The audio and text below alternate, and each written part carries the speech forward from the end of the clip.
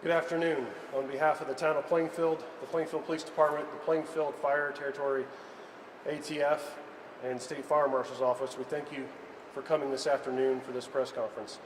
My name is Joe Aldridge. I'm Deputy Chief of Police, Plainfield Police Department.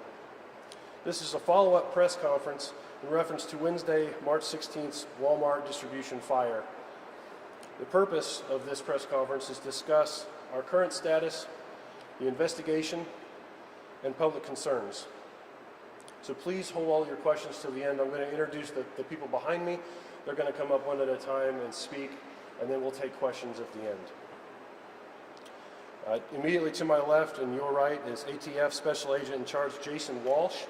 He is part of ATF's NRT, their National Response Team. They respond all over the country to incidents such as this, and he will speak directly to the investigation.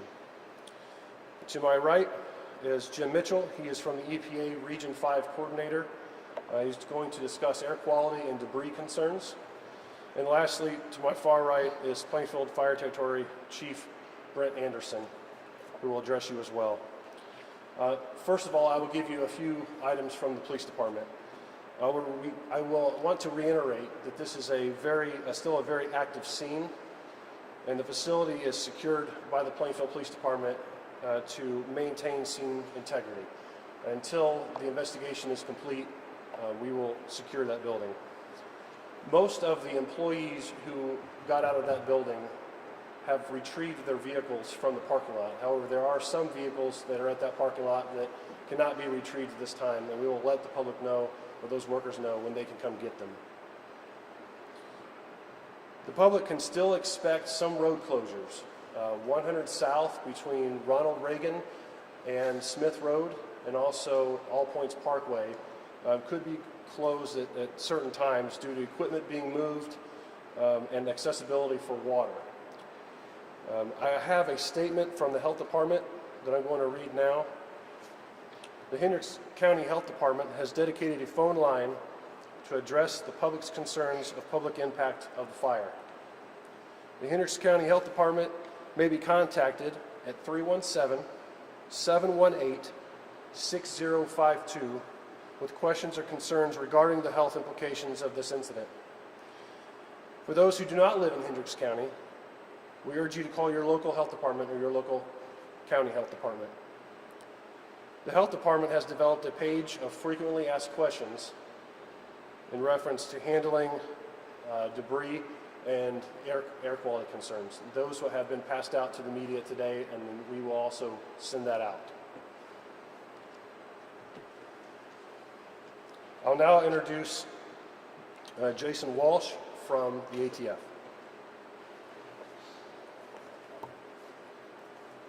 Thank you, Chief, and thank you all for being here today. My name is Jason Walsh. I'm with the ATF. We came here to Plainfield with two priorities. The first, to support our local fire and police departments. Second, to identify a cause and origin of how this fire could have started. With ATF, we have a specialized team known as the NRT. The NRT's responsibility is to work with the police department, work with the fire department, and identify that cause of the fire. Our work, as you can see with the weather, is going to be long-lasting. We ask through the investigation that you all be patient with us in that sense. We bring a lot of expertise to the table. We have a variety of resources that are here on our team to include seasoned agents, fire investigators, engineers, safety officers and such. So we appreciate the opportunity to be here. We also are very happy in a sense that when we found out about this fire that there were no reported injuries. I think that's a great thing. I also would like to commend Walmart and their executive staff, who have been nothing but helpful as we began our investigation. So the investigation will be ongoing. I cannot answer questions specific to what that would look like, but what I would say is we will stay here through the duration of the investigation, continue to work with our state and local partners, and I appreciate your time. Thank you. Good afternoon. I'm Jim Mitchell. I'm a on-scene coordinator from U.S. Environmental Protection Agency, and I'm out of the Chicago office. So in the afternoon of Wednesday, March 16th, we are asked to support the local fire as well as through a request through the Indiana Department of Environmental Management for air monitoring support. So we deployed in the afternoon, and most of our air monitoring resources arrived on the scene. It was late in the evening. We started putting up an air monitoring network that includes particulate air monitors, as well as also to look for chemical compounds. So the network included pretty much anything that was going to happen downwind, right next to the facility, as well as any potential impacts that would be downwind. You know, the network pretty much focused on some of the finer particulate material, which is really the cause for major health concern. We will continue to maintain this network until the fire is out. Our process is that we collect this data on a daily basis, and at the end of the day, we share this data with the local health departments. And essentially, the data gets reviewed and it gets compared against any of the previous air monitoring, any of the recommendations in terms of protective measures that have been introduced to the public when the fire was initiated.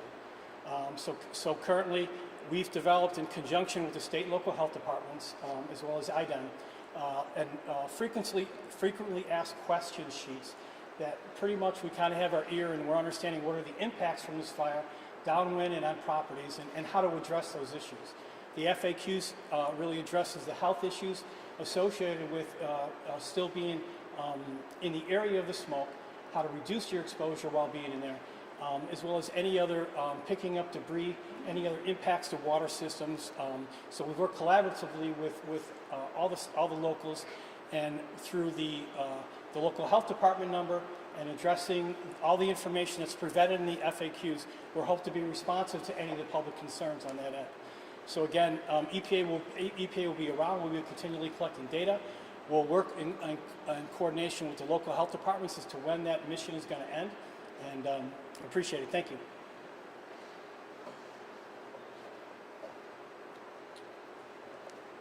Good afternoon.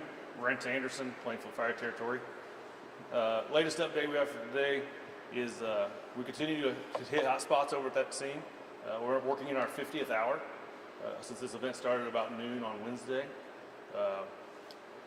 I expect we will transition. Our plan is to transition later this afternoon, early this evening, from fire suppression efforts to cause and origin, and move more into a support role of our investigators, the ATF, and other partners that are there to determine what may have caused this event.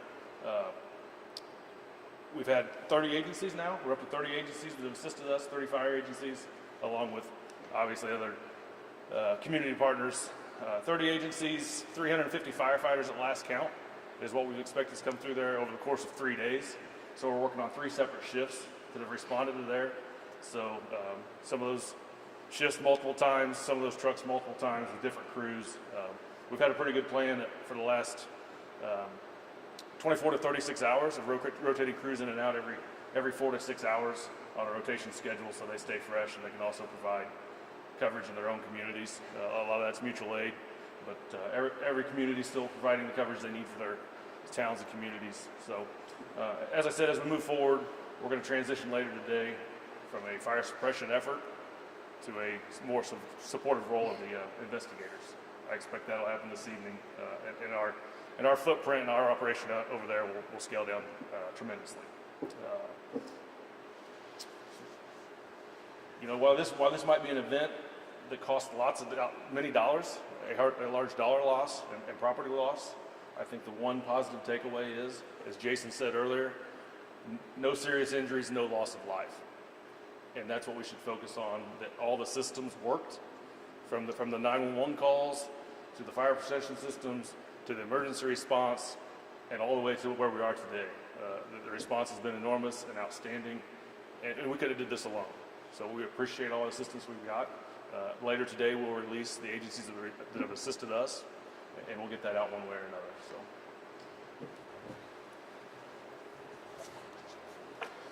So at this time, we do not have any future planned press conferences at this time. And as the weekend progresses, if there's information that's important to get out, we will certainly get it out to our media outlets. At this time, we'll take some questions. Chief, I was wanting to know, you mentioned this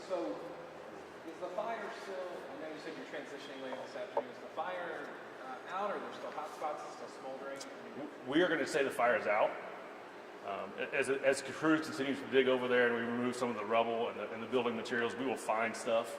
But by our standards, we're considering the fire out, and we're transitioning to that supportive role. Have you guys been able to make entry into the building yet? Not yet.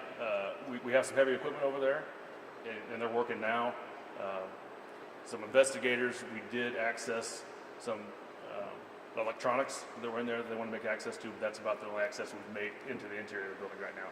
Still making sure the walls are stable and the structure's safe for everybody to enter and work around. Can you speak to any fire suppression methods that were happening inside the building at the time the fire went off? We were hearing some initial radio traffic that indicated that maybe some of those methods were turned off and we thought the fire was under control. The fire was, when we arrived, all the suppression efforts or the suppression systems were operating as designed. We'll get into more of that in the coming days to the strategy and tactics and what may have happened over there or didn't happen.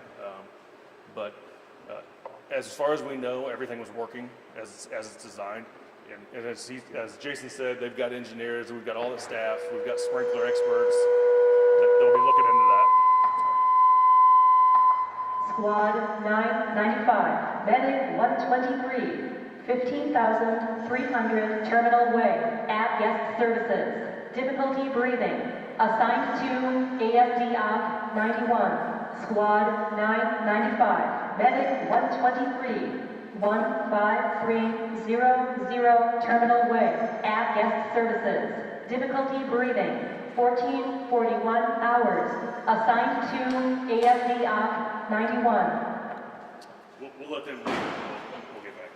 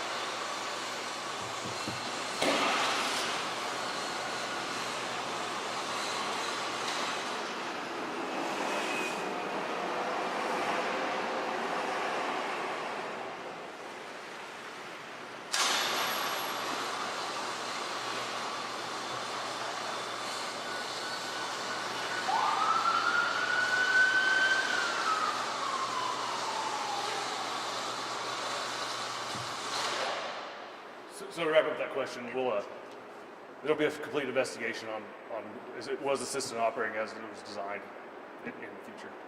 Chief, I have one follow-up. I had been called by somebody who said that the fire suppression system was ordered to turn off when you felt the fire was under control. Was it or was it not ordered off? The fire suppression system was not ordered off. The risers in the affected area were turned off. So in the affected fire area, you have risers that individualize the fire suppression system. Individual areas were turned off. The suppression system to the entire building was not turned off. When was the last time that building was inspected by your office or building inspectors? I don't have that information readily available. How difficult, I wonder, the fire sort of things still smoldering and you haven't been able to get the building out? How difficult does that make it to be able to find, start investigating the origin, basically? Very, very difficult. Obviously, safety is the number one priority, and we can't do anything until we deem the building safe. Which the first thing is the fire has to be put out, and then we've got to make sure the structure's sound. No walls are going to collapse or cause any damage to that, and that's what we're working through here. Just the weather is going to cause us enough challenges. It's going to be slow, methodical. It's going to take several days, weeks, maybe even months to determine what might happen over there. Is it possible you may never know? From what I've seen, there's nothing left, it looks like. The lack of physical evidence, does that make it difficult to know? I'm going to defer to Jason on that one, as he's the subject matter expert on investigations. So what I will say is, as the investigators go in and make determinations, there's a number of factors that we can look at and use to try to identify. Obviously, the luxury that we do have as a federal government is we have a lot of resources to include explosive canines. We have specific certified firearms specialists, and they're really tuned with how fire spreads, how fire starts. So to reiterate what Chief said, yes, it will be difficult. Obviously, just the elements and the weather today is going to be challenging, but we have men and women out there right now working as we speak to try to identify that. So our goal is to come to a conclusion on how this fire started. That's our problem. Yep.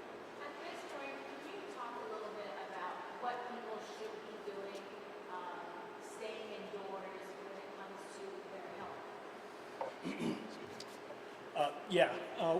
We've developed, as I mentioned before, the frequently asked questions. So those questions will address what people should do. Mostly the fine particulate material is, can be adverse, to public health. There isn't, evacuations in place, but it's a common sense approach. If you're in the smoke, you actually can wear an N95 mask, and that will protect you. At this point, a lot of the big smoking is gone. So Correct. now, would you suggest that people keep their kids inside or stay inside instead of Well, I mean, as a general rule, we set up, a whole network of air monitors as to where, kind of the strategy is we believe where sort of the worst case conditions are, and then we do a lot of other monitoring in other locations. We go to, hospitals, we go to schools, we go to other locations, and just do a lot of, other mobile air monitoring, and then we essentially will stay there, and do that. So basically, our indications is that, right now, if there's visible smoke in the air, it's probably a good idea not to linger in it. We don't recommend that people kind of remain indoors, but there's actions that people take to just don't linger in the smoke. If it's causing you, if it's a nuisance, then please, get indoors. If you have to be outside and it's a nuisance, you can wear any N95 mask. We've got procedures in terms of if there's debris in the yard, how to clean those up and do that safely. So for the most part, I think all those FAQs should pretty much take people through straightforward. If they have any additional questions, they can contact their local health department. How long about 2 days later? Why put this out now instead of Wednesday or Thursday when we still have smoke? Well, partly we're always looking at and monitoring. We started our network pretty much early in the morning on the 17th. So in order to really look and compare against any specific health levels, we're gathering information over a period of time to look at truly the overall impacts of this. And then we have people going out, looking at the debris fields, understanding what it is. So it takes time to bring and coalesce that information, bring the organizations together, and come on a plan of action. And that plan of action really was developed as a uniform in terms of the frequently asked questions. So we need to all get on the same department. We need to get the information as to where did all this debris and smoke, where is it going, how is it lingering, what are the questions, and then we need to get to the right people to answer those questions, give the best information out. So while we'd like to produce something very, very quickly, we don't want the information to be accurate or wrong. How long can we expect testing to take for ash and other debris to figure out if they do contain any hazardous materials? Well, currently right now, sampling is going on of both, some of the water and the impacted areas. Haven't gotten a lot of those test results back, but on the water. But it's going to, continually go on at least for the next couple of days. The water's okay, the test results come back on those, so the water's safe for the most part? Which water? I mean, I clarify that. mean, if the debris landed in a pond or Eagle Creek, for example, or some Eagle Creek Reservoir, I mean, is that water safe? Do you know that for sure? Yeah, currently we work with the local POTW, and if you're looking for potential impacts to drinking water, there's systems in place and filters in place, and then they also up their sampling regimes to make sure that there is no impacts. But within the FAQs, that entity that's responsible for drinking water address those issues. While they're not here, I can address what we've put down in the FAQs. Do you have any results that you can release with us, like from any debris particles that you guys collected or anything from the area? Currently, some of those results are pending, but we're looking at them as just charred ash. We're probably going to get results by later on this afternoon or tomorrow. Is the spraying Oh, absolutely. Yeah, the rain, any of the finer particulate matter that we're concerned about actually kind of gets suspended. It gets lofted in the air, and depending on the wind conditions, it could remain in the air. But a rain like this over a period of time will actually drive some of those down, and that's what we do is we'll continually monitor, during these conditions in the post-rain event to make sure that those levels are sustained low. But it's also pushing it into the water supply at higher concentrations, is that correct? Yeah, it'll actually drive it into the system as well too. But the ongoing sampling and monitoring efforts will look at impacts over a period of time. Now you say that they're increasing their testing. What are they increasing? Are they because of the different compounds or chemicals? Yeah, well, specifically, you'd have to go directly to the water treatment facility to answer that question. I'm not at large to speak on behalf of them, but that information is in the FAQs, and you can direct them to get those specific answers to your questions. And maybe this question has been answered before, but what was the majority of the things inside of that building that caught fire? Was it clothes? Was it electronics? Was it furniture? What was it? That's an e-commerce facility for Walmart. So, if you can order from Walmart, my understanding was pretty much in that building. I don't think there was no hazmat. There was no hazardous materials in there. I don't think there was any tires, that kind of stuff. But home goods. I think a lot of home goods, clothing, electronics, that kind of stuff. I think we have time for 2 more questions.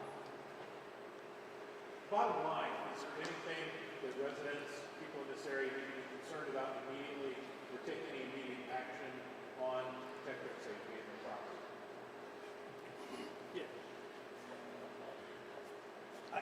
I think currently right now, with the information that we're giving right now, is to where if you're outdoors and you're in areas of smoky areas, follow our advice and guidance that we've come up with. You can spend more times indoors. If you are outdoors, you can actually wear the N95 mask to protect. Also in the FAQs, we say if you're continually in there, you can shower more frequently. If you're picking up debris, we'd like you to wear gloves and a respirator, because it's really fine material that you're seeing in these debris fields. So if you actually went up and actually touched it, it breaks apart really easily. Some of this debris with the rain, it may actually get washed out with the rain. But so the real risk is if people are handling the material and that dust would resuspend and they're not wearing masks, there is a potential for people to inhale that dust. If they handle the debris without gloves on and then they would go in and then not wash their hands and eat, there's a potential for that material to be ingested. So really more the inhalation of the fine particulate material from a debris standpoint, as well as just the the potential ingestion of that material if they don't do proper hand washing. So all of that specific information is kind of laid out in the FAQs. When you see the FAQs, there's an easy theme to follow in terms of what our recommendations are. Chief Anderson, I wanted to know, as far as the security of the building, being able to get in, how are you guys going to determine whether or not the walls are stable enough? Some are leaning and everything, and then how do you do that and be able to decide when you can go in? Over the coming days, as I said, we're transitioning to the investigation phase, and they'll do that from a distance and safely once they can get in there. They have all the equipment they need. The ATF brings all the equipment they need to safely remove any hazards or obstacles or anything that may cause safety issues. And then when the operations are complete over there, we'll turn the building back over to the building owner and the occupants, and they will be responsible to move forward from there. Would severe weather threaten the structural integrity of the building at all? Okay, so we don't have any additional time today.